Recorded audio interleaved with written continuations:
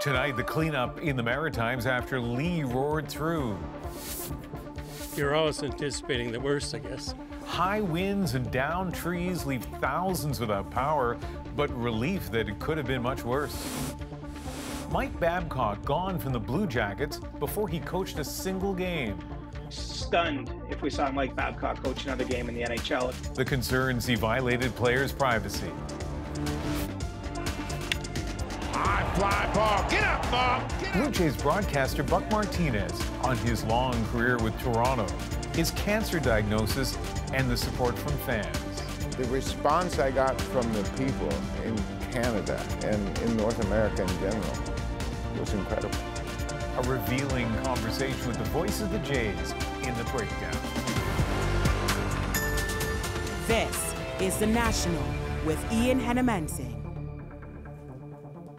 Tonight, many in the Maritimes are breathing a sigh of relief and cleaning up. Lee, now a post-tropical storm, is tracking past Newfoundland and headed out to sea. This weekend, it struck Nova Scotia and New Brunswick as a powerful tropical storm, leaving down trees, debris, and some other damage. Power outages still affecting thousands across the region.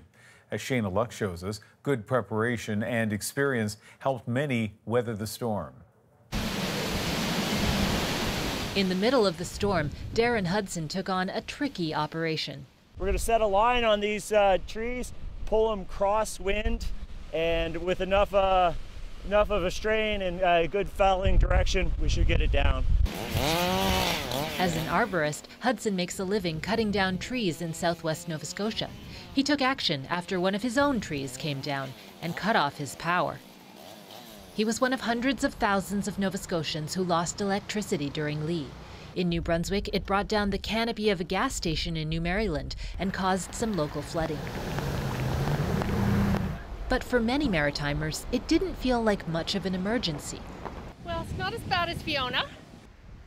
It's definitely a less intense storm than last year's Fiona, which destroyed roads and homes and cut off power for nearly 500,000 people in the province. We certainly had trees falling on power lines, but we didn't necessarily have power poles snapping in half. Restoration is expected to go faster than last year. It's easier to put lines back up than replace hundreds of poles. Some left nothing to chance. Last year, this family convenience store had only one generator, and it wasn't enough. So during Fiona, we lost all our ice cream, we lost all our dairy. And over the noise of their generators, they barely noticed the storm last night. We weren't able to hear anything. It was a shock when we saw all the branches outside because it didn't feel like much. Many in the region learning from past disasters. We didn't have to use the preparation that we had for the worst, for sure. St. John, New Brunswick lost about 50 trees. They were expecting more. But not everyone was spared. The damage, a reminder of the danger. Hurricane season, not over until November. Shane, as you pointed out, this wasn't as powerful as Fiona, but it does come after a rough few months in the region. Well, that's right, Ian. You know, yesterday the mayor of Halifax pointed out we have had wildfires, we've had floods this summer, and he's worried about the cumulative effect of all of that on infrastructure. Now, we know that the crews still have things to do from the flooding in July, and as a councillor pointed out today, when you have that kind of repeated impact, it is really exhausting on the crews. Ian? Shayna Luck in Halifax tonight. Thanks. CBC News meteorologist Ryan Snodden joins us from Halifax. And Ryan, interesting to look back. It seems like Lee behaved pretty close to the forecasts. Absolutely, Ian. You know, we saw this coming and had a pretty good idea it was on the way a week ago. And the forecast really only improved from there, including the impacts forecast as well over the last couple of days. And, you know, officials saying today that really helped with the preparation. Now, there's only so much you can do for 50 to 100 millimeters of rain. In fact, over 100 millimeters in some parts of New Brunswick, including Fredericton. And there's only so much you can do with widespread wind gusts like we saw, especially with the trees in full leaf. And yeah, we had top gusts 117 kilometers an hour in the Halifax area. So yeah, while this was impactful, it was not Fiona, it was not Juan, it was not Dorian. And let's step back for a moment. This has been an active storm season. It certainly has. 12 named storms already, including 2 still on the go that are destined for the fish, thankfully. But out of those 12 named storms, just 4 have made landfall, most notably Idalia and now Lee. Now, all that said, we are still in the thick of it, the heart of hurricane season. When we look back over the last 100 years or so, September is the most active month. So, yeah, while we're certainly looking at more light at the end of the tunnel, we're not quite there yet, Ian. All right, Ryan, always nice to have you on the show. Thanks.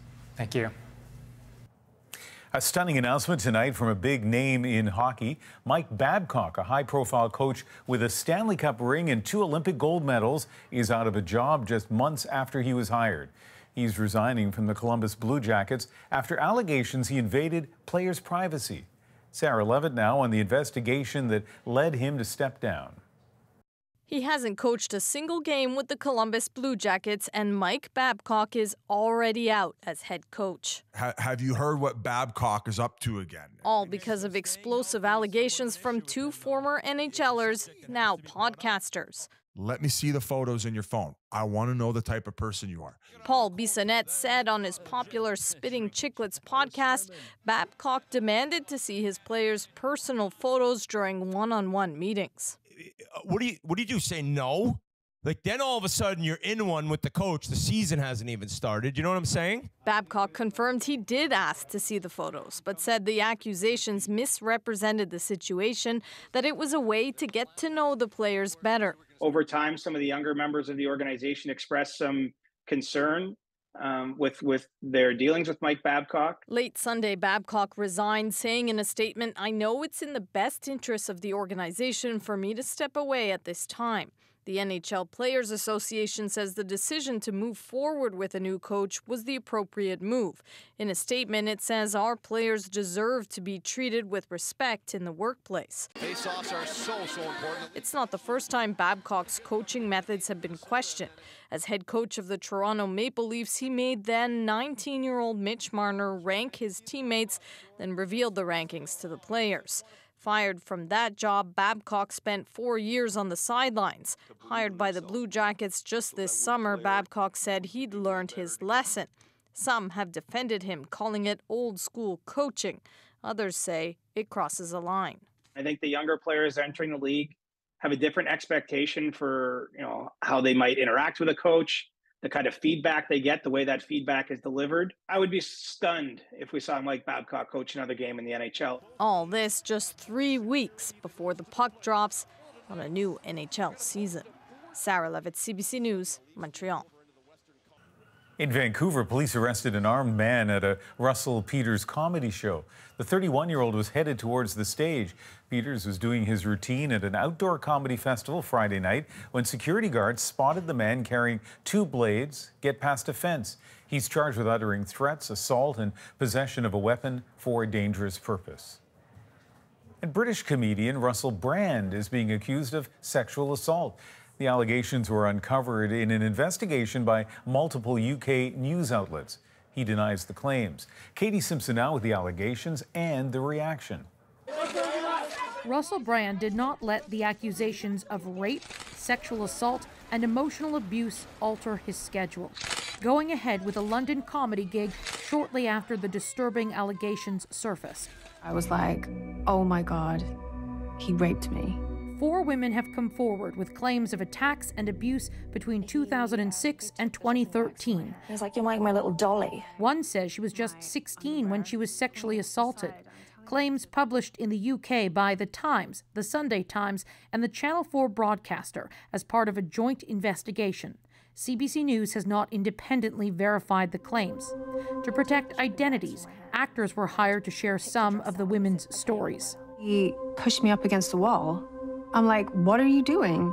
I'm telling him to get off me, and he won't get off. What I seriously refute are these very, very serious criminal allegations. Brand adamantly denied any wrongdoing in a video posted on social media. As I've written about extensively in my books, I was very, very promiscuous. Now, during that time of promiscuity, the relationships I had were absolutely always consensual. So right here, buddy. The allegations have prompted internal investigations where Brand used to work, including at the BBC and Channel 4. Police have urged potential victims of crimes to formally file reports, while the fallout is getting attention at the highest levels. And I think we have to be particularly careful when we listen to the voices of the people who are relatively powerless, because I think collectively have missed opportunities to do the right thing. For a world exclusive. Brand is now a self-described wellness guru, indulging in conspiracy theories with right-wing figures. Thanks for joining us, Tucker Carlson. Attracting more than 6 million subscribers on YouTube alone. The fringes of the internet are seizing on this moment, dismissing the allegations as a plot to silence one of their own. Katie Simpson, CBC News, London, Ontario. 6 more daycares in Calgary are closed after children tested positive for E.Coli. Some of the new cases connected to daycares from the original outbreak. 12 patients remain in hospital, 10 being treated for more serious illnesses which can lead to kidney trouble. All eyes will be on Ottawa tomorrow as Parliament resumes for its fall sitting. Top of mind for many Canadians, housing and the cost of living. And as JP Tasker shows us, with a big shift in the polls over the summer, there is a lot at stake. One more time. Preparations are underway for Parliament's return, and the Conservative leader is already spoiling for a fight. After 8 years of Justin Trudeau, everything costs more. Work doesn't pay. Housing costs have doubled. Pierre Poilievre has been hammering the government all summer. It's paid off. Poll aggregator 338 Canada has the Conservatives up 9 points nationwide over the governing Liberals. With numbers like that, Poilievre staying laser-focused on affordability, touting a bill that rewards federal cash to communities that build more homes. My plan says to the cities, I don't care how you do it. Just do it. The government House leader says they will respond to Poilievre's pointed criticism. So our focus is really going to be about affordability and public safety. And the Deputy Prime Minister is trying to knock the Tory leader down a peg. They positively relish leaning into the gloom, don't they? Their everything is broken pitch can be seductive. But there's an acknowledgement that they need to do more, particularly on housing. We need to build homes at a speed and scale not seen in Canada since those golden days of the greatest generation. Meanwhile, the NDP leader says the Liberals have been soft on Canada's grocery giants. Jagmeet Singh blames them for high food prices. Greedy CEOs have driven up the cost of food, which is hurting Canadians, while the Liberals have continued to delay and disappoint. He'll introduce a new bill Monday that, if passed, would slap fines on price gougers. Well, I'm fighting with everything I have to bring down the price of groceries. The government is demanding the CEOs of the largest grocery chains appear in Ottawa this week. Retailers insist there's nothing more they can do. They say it's suppliers that are driving inflation. But with the opposition nipping at the government's heels, the Liberals want to be seen as doing something. JP Tasker, CBC News, Ottawa. For more on what's in store this fall in Parliament, we're joined by CBC News Chief Political Correspondent Rosemary Barton. And looking ahead, Rosie, what tone are you expecting? Well, Ian, the Liberals left the House pretty battered, as you remember, by that foreign interference issue. And the summer didn't really improve things for them. Pierre Poilievre has really seized the agenda on those issues of affordability and housing, and he's made some real headway in convincing Canadians he can do better than Justin Trudeau. So the dynamic has shifted, and I think you'll see that in the House of Commons tomorrow when the two leaders go head-to-head in question period. Poilievre has worked really hard to soften his image over the summer. The question is, can he maintain that in question period when the rhetoric gets really heated? The government's obviously under pressure to do more, but it took a long time and some pretty disappointing polls for the Liberals to respond to some of these issues, and there are ongoing questions about why that is. And what about on the issues? What are you going to be looking for? Well, I think as we talked about affordability, certainly, and public safety, those are two areas of vulnerability for the Liberals. The reform of the bail system is the first order on the agenda. The Liberals also have to keep that supply and confidence deal with the NDP on track. The beginnings of pharmacare has to be done by the end of the year, and the NDP leader has also signaled he has more asks for the government and wants to renegotiate that deal. So there are challenges coming from all sides. What could help them? Time. Remember, that election still technically 2 years away. Rosemary Barton live in the morning and on the National at night. Nice talking to you. Thanks, Ian. Canada has suddenly cancelled a trade mission to India. It follows a contentious meeting between Prime Minister Trudeau and India's Narendra Modi at the recent G20 summit. Salima Shivji reports from CBC's Mumbai bureau on what's behind it. His Excellency Mr. Justin Trudeau. A chilly welcome at the G20 in New Delhi a week ago set the tone. The greetings between the two prime ministers were short, perfunctory. Before the week was out, Canada's international trade minister had cancelled an upcoming trade mission to India, seen as key to strengthening ties in the Indo-Pacific region. Trade talks are also paused. In Delhi, the brief chat the two leaders had on the sidelines of the summit showed the diplomatic strain between Canada and India. There's all sorts of different issues, and we've had serious and frank conversations, as Canadians would expect. Trudeau's version differs from the Indian government's account. Its press release focused on one issue, saying Prime Minister Narendra Modi conveyed strong concerns about continuing anti-India activities of extremist elements in Canada. That same day in Surrey, BC, an informal non-binding vote was held by a US-based group banned in India on whether there should be an independent Sikh homeland called Khalistan.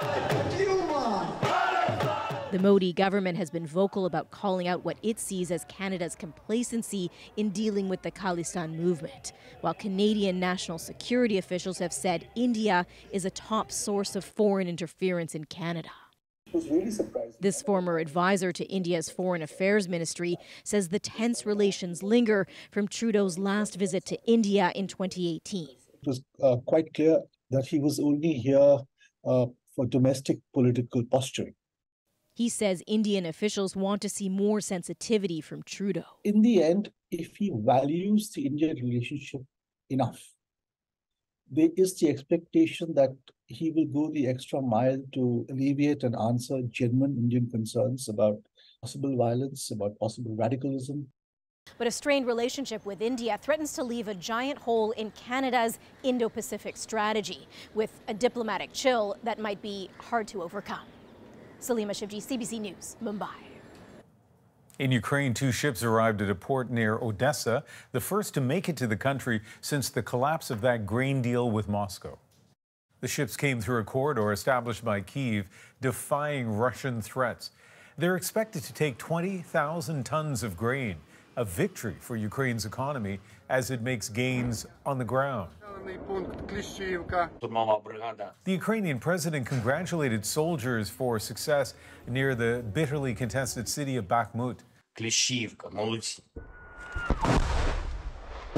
Advances all along the front are complicated by shelling,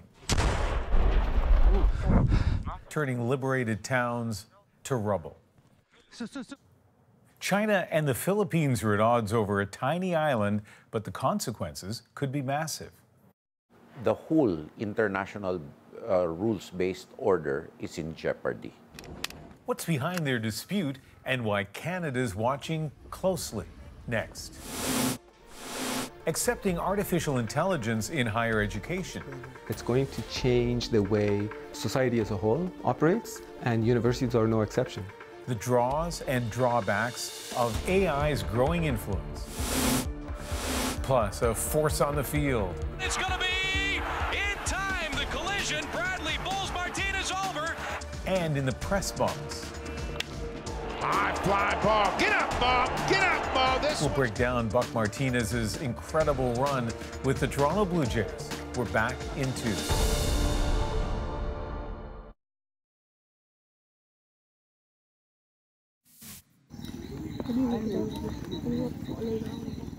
A plane crashed in the Amazon rainforest to kill everyone on board. Officials say the pilot was attempting to land during heavy rain with low visibility and ran out of runway. The passengers were Brazilian tourists. A new map released by China lays out an audacious claim that it owns nearly all of the South China Sea. David Common shows us why the Philippines calls that an occupation. You're within Philippine exclusive economic zone. Yet another confrontation at sea between China and the Philippines. At issue, this speck of land long claimed by the Philippines. In 1999, it ran this ship aground, leaving soldiers aboard to enforce its control of the territory. China, though, says it not only owned the micro-island, but now claims virtually the entire South China Sea around it, an area the size of India. A vast part of the Pacific, which we flew over, bordering a dozen nations, including the Philippines.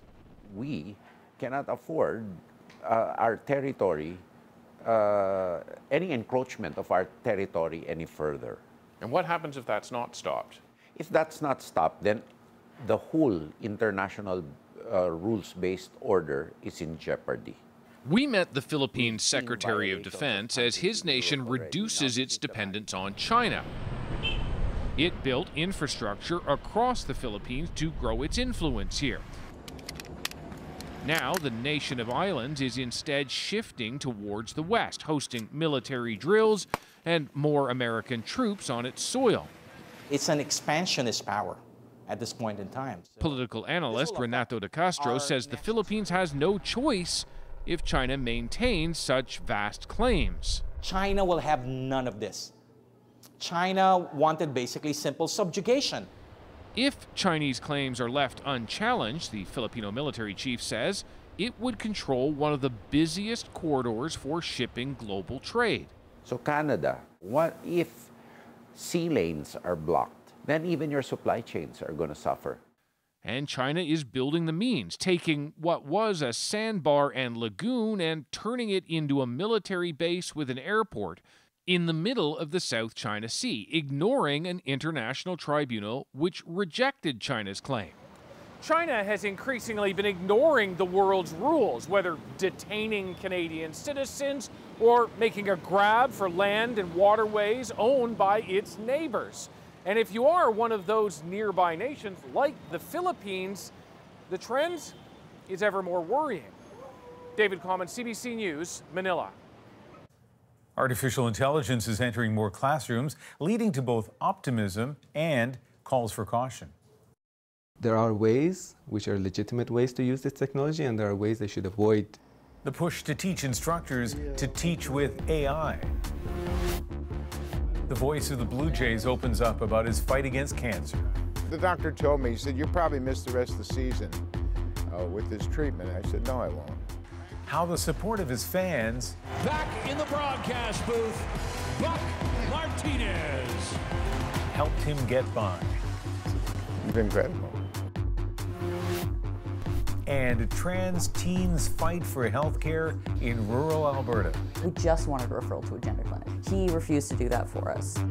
The National breaks down the stories shaping our world next.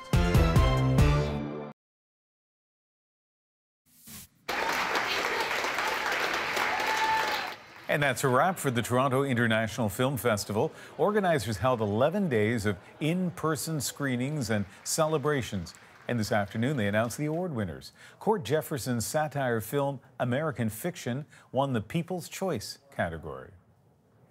Artificial intelligence is showing up more and more in universities and colleges this school year, and not just in essays. Deanna Sumanak-Johnson has more on the ways AI is changing how some educators teach.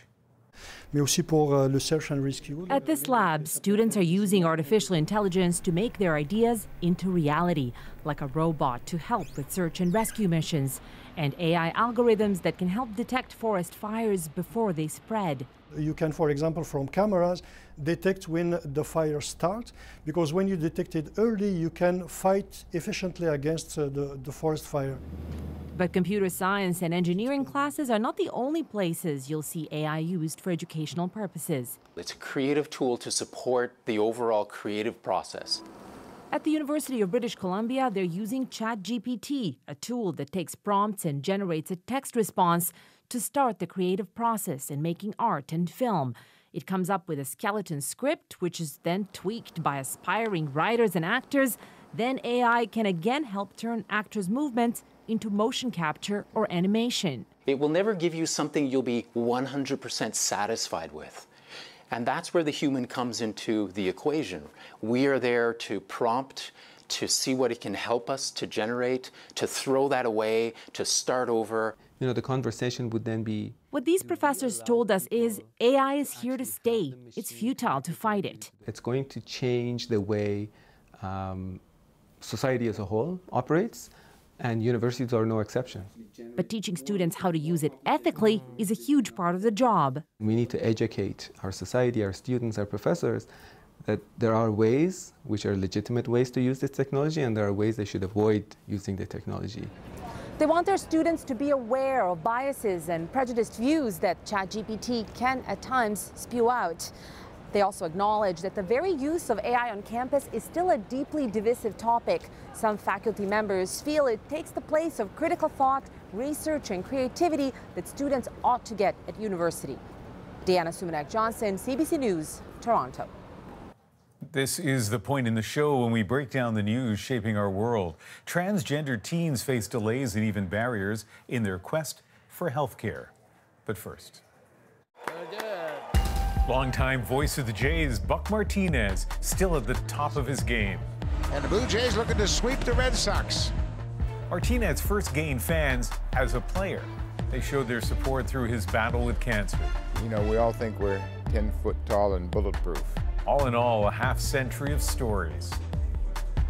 And I got to hear some of his best stories when I sat down with Martinez at Rogers Centre, where the Blue Jays are still in contention for the playoffs. May 10th, 1981. Does that date ring a bell? That's the day that you got traded to the Toronto Blue Jays. You can be honest. What was your reaction when you found out that was going to happen? I was kind of disappointed. Yeah. I had been here before, obviously, having played with the Royals when we came here in '77, the inaugural season. But when I arrived at Pearson, it was a damp, dark, rainy night. And I thought, oh my God, what have I gotten myself into? And I thought I would be here for a year. I honestly did. I thought I'd play for the Blue Jays for 1 year and then I'd be finished and move on. Of course, it went on much longer than that. You became a beloved member of this team, of the Blue Jays community. I want to fast forward to a piece of video that I know Jays fans know really well, and you know really well. Runner barreling into you at home plate, breaks your leg. And it's going to be in time. The collision. Bradley bowls Martinez over. Somehow you have the presence of mind to throw the ball to third, and eventually the runner's out. And it is in time to get Gorman. Holy smoke! Buck Martinez bowled over. What's interesting, I mean, it shows what a gamer you were, obviously, but it also shows how much baseball has changed. Like, you can't do that to a catcher these days, or at least you shouldn't. And I just wonder more generally, as you reflect on baseball then and now, what are your thoughts? Baseball has changed a lot, obviously. And I was fortunate to come into baseball in 1969 with the expansion Kansas City Royals. I was 20 years old. I was as green as any artificial turf you've ever seen, but baseball's changed dramatically, obviously. At that time, pitchers hit. DH didn't come in until '73. Minimum salary, which I made for about 4 years, was $10,000 a year. And when I tell players that these days, they say, a week? And I go, no, a year. And it was different. Whether he hits or not. Look out, pitch is hit deep into left field. It's going. It's out of here. Martinez and the Blue Jays win the ball game. How about those Blue Jays? As Buck Martinez. I was watching a preseason game in Arizona this year, and there was a clock on the field, and it just was jarring for me. Of course, that is part of the game now. It's part of the changes to try to make baseball quicker and more appealing maybe to modern-day fans. How do you feel about that? I think modern-day fans is the key because our attention span is very short, and children don't want to sit through 3 hours of baseball. They don't want to sit through 15 minutes of anything, basically. But I think what happens is we got to wait. That's the way we used to play. Pitchers would get on the mound and say, hey, get in the box. You're the next out. Let's go. Pitchers would dictate the tempo of the game. Baseball had to incorporate the clock to bring that into the game, and this is much closer to the baseball that I played in the 60s, 70s, and 80s. Oh, really? Yes, very close to it. It's the same tempo. We used to play games under 2 hours. Wow. And the pitchers would get on the mound, the players would play, they would hit. We didn't have walk-up music. We didn't have brands. We didn't have any of that. We played baseball, and we wanted to play a good, clean, quick game, and the fans enjoyed that. High fly ball. Get up, ball. Get up, ball. This one's gonna go. Home run, Randall Griffin. I love watching you do a game because I learned so much. You can tell me what the next pitch is going to be. You can explain why that is. And so there's just, I could have picked anything, but there's a piece of video with Jose Barrios on the mound. And there you are kind of predicting what the next pitch will be, which is fantastic. But the other thing is, he ends up making a pitch that you didn't like. Come back with another fastball. Don't go back to the breaking ball. Breaking ball, line fair, past a diving Chapman and down the line. You just felt it was too predictable, and you said that on the air, gently, like you weren't mean about it. Too predictable. And I just wonder, what is that like to be, like, you know, you work for a broadcaster that's owned by the same team as, same company as the team. You see these players all the time. How do you figure out how hard to push or how far to push? It took me a while. When I first stepped off the field, and I had a unique opportunity because I stopped playing in '86 and I was broadcasting on television in '87. When Martinez signed with TSN and gave up baseball for broadcasting, he closed the book on a pro baseball career that started 22 seasons ago in the minor leagues. So I went right from being a player to being a broadcaster. And I had some moments where I thought, wow, I don't like this. This is not good. And I felt uncomfortable. I didn't want to criticize my teammates. Those were guys I just finished playing with. But I had a chance to work with a producer that was the producer-director for This Week in Baseball for 40 years, Harry Coyle. And Harry Coyle told me, you have credibility because you played so long.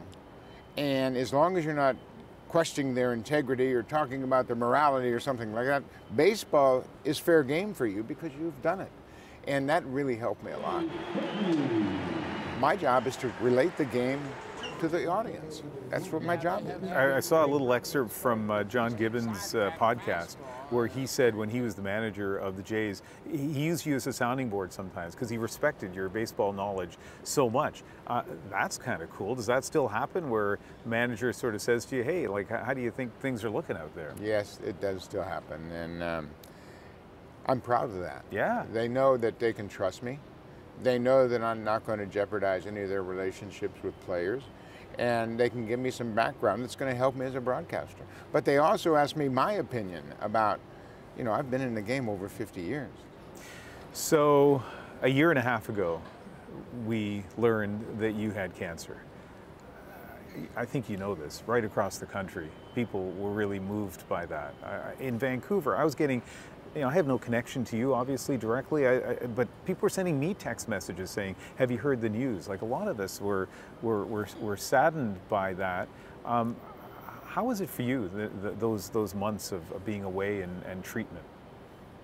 Nobody wants to hear those words, obviously. And as an athlete, you know, we all think we're 10 foot tall and bulletproof. And when you hear that, it kind of takes you back. But I have a phenomenal wife. We've been married for 48 years, and as soon as we heard that, she said, we got this. And the response I got from the people in Canada and in North America in general was incredible. And it helped get me through the treatment. It helped me understand that maybe I can help somebody else get through this treatment. Mm-hmm. But I knew we would get through it. And I knew that in the end I would be able to come back. The doctor told me, he said, you'll probably miss the rest of the season with this treatment. It'll probably take you that long to get back. I said, no, I won't. I won't miss the rest of the season. July 26th, 2022, you came back here.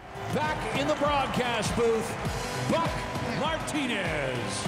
And I'm sure for the people who were in the seats, certainly for those of us who have watched the video, it was a very moving time. What was it like for you? It was incredible. When the day comes that I retire, I won't need a send-off. I've already had that. It was wonderful. And my son Casey and his family, Jennifer and the 3 girls were here to share that moment with me. It was incredible. And I didn't know they were going to stop the game. I didn't know anything about that. But when the players came out on the field, that was pretty special. It makes you understand that you might be doing things right. And it just goes back to the first day I came to Canada when I thought, I'll be here for a year. And here we are many, many years later, and the country has embraced me.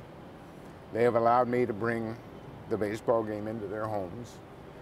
And when I came back, that was like, okay, I guess we did it right. Well, as I say, for me, you know, I don't know a lot about baseball, but I learned so much about the game watching and listening to you, and a lot of us really do appreciate that. And I just wonder for you at this stage in your career, first of all, you mentioned the R word, retirement. Like, do you have any sense of when that might happen? When I got back, I thought I did. And now that I've done games, I don't have any idea about that. I enjoy it so much. Yeah. It's such a great privilege to be involved in the game and be around the best athletes in the world and watch what they do every day. And it's a special opportunity. And you know what? My goal is to bring something to the audience every night that they didn't know. It might not happen tonight, might not happen tomorrow, but someday it's going to happen, and I'll have the background story to tell you, and you'll go, wow, that's pretty cool. You know what? Mission accomplished. Thank you. Really nice talking to you. Thank you very much. My pleasure.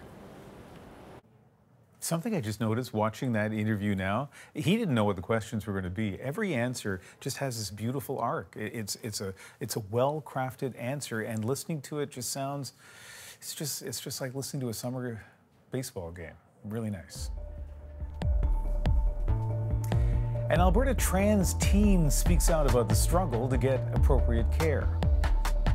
He was like, asking me really weird questions, like what if I wanted to get pregnant someday? What he went through and the calls for action.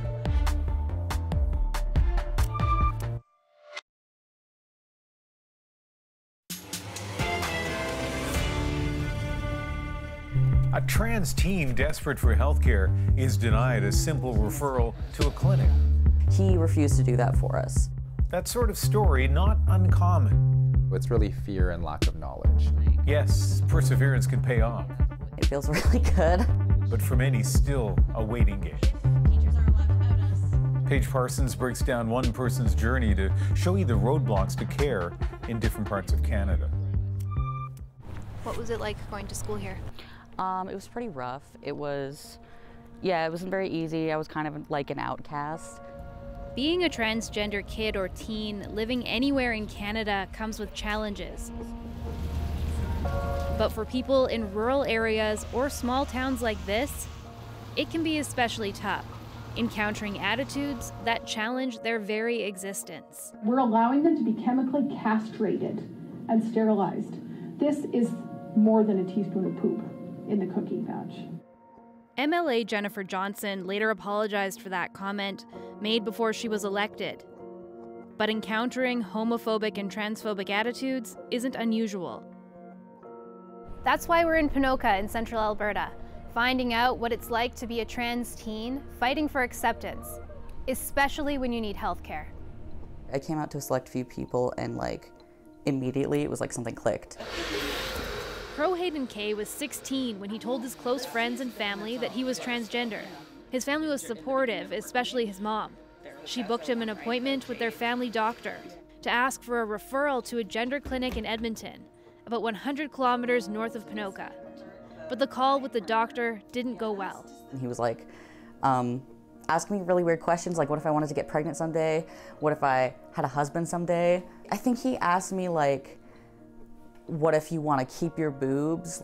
It was so weird and invasive. We just wanted a referral to a gender clinic. Just a referral was all that we wanted, and then it would be out of his hands. He refused to do that for us.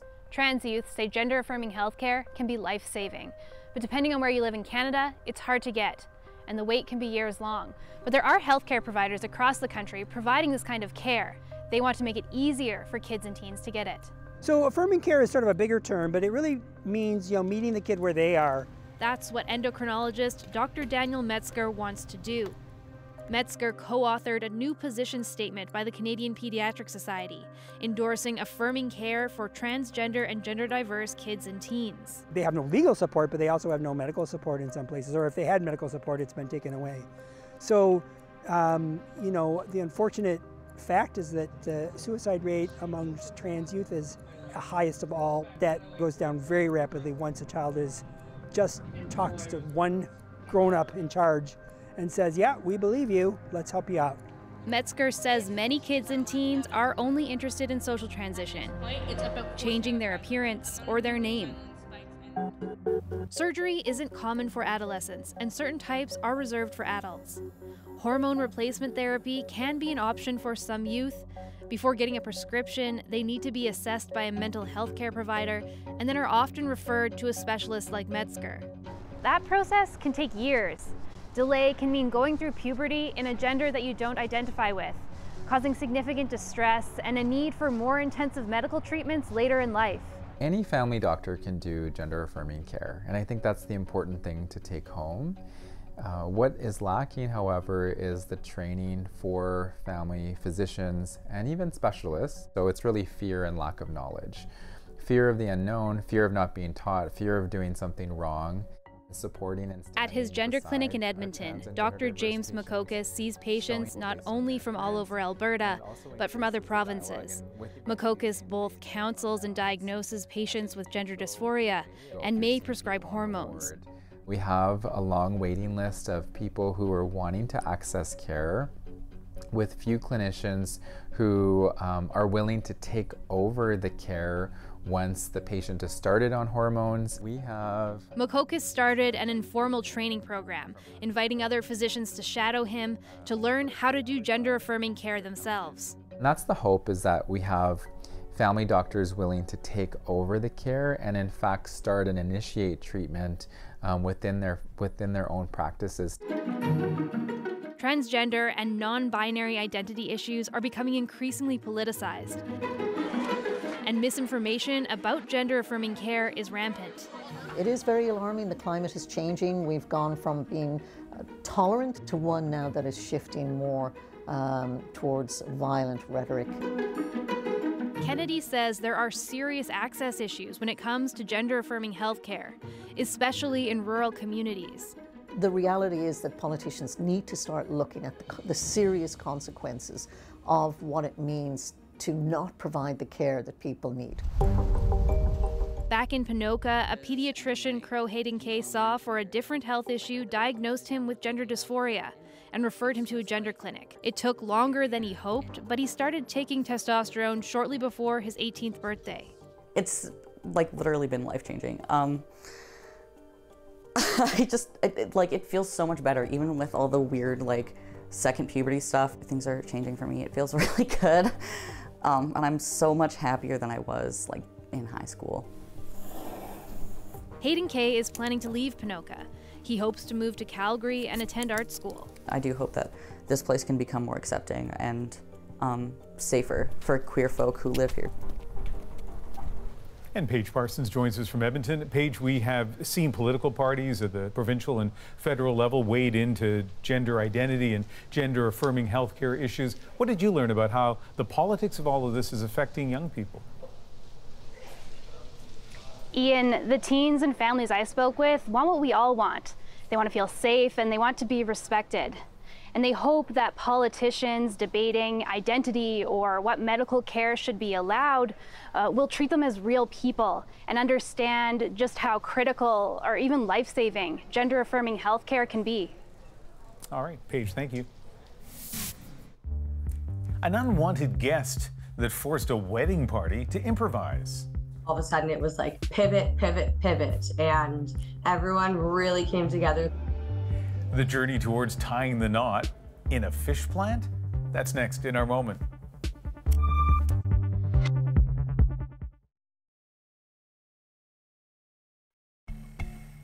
This is a photo from Brittany Schneer and Drew Mitchell's wedding yesterday in Nova Scotia. And yep, they're holding live lobsters because the reception was held in a fish plant. Tropical Storm Lee forced a last-minute change of venue, but didn't stop the magic on their special day.